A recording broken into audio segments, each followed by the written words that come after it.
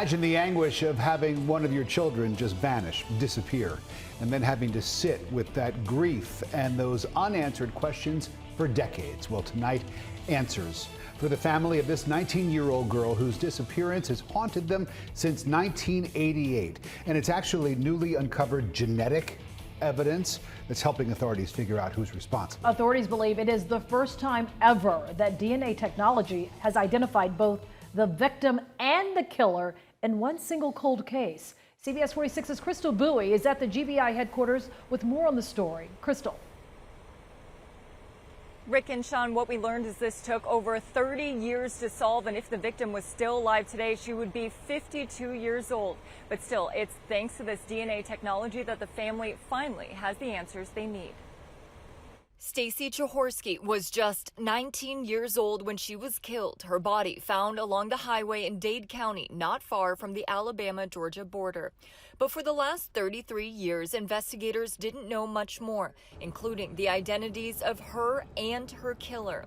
Decades later, finally, some answers in the form of new genealogy DNA testing.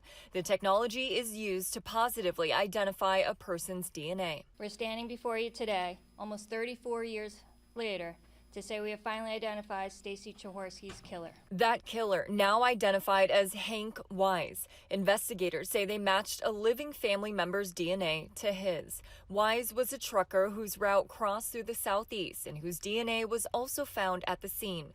Wise had a criminal history in Florida, Georgia, and North Carolina.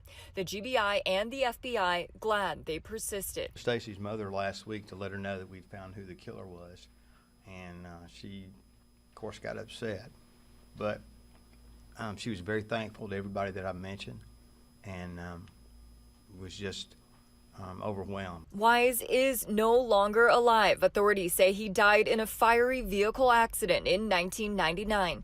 But now the family has some peace. Their daughter's killer is no longer roaming free. And let this serve as a warning to every murderer, rapist, and violent offender out there. The FBI and our partners will not give up. It may take years or even decades, but we are determined and we will continually seek justice for victims and their families. Well, the GBI and the FBI also said today that they are so excited this technology work. They hope that this technology can also solve future cases. Reporting in DeKalb County, Crystal Bowie, CBS 46 News. And we're just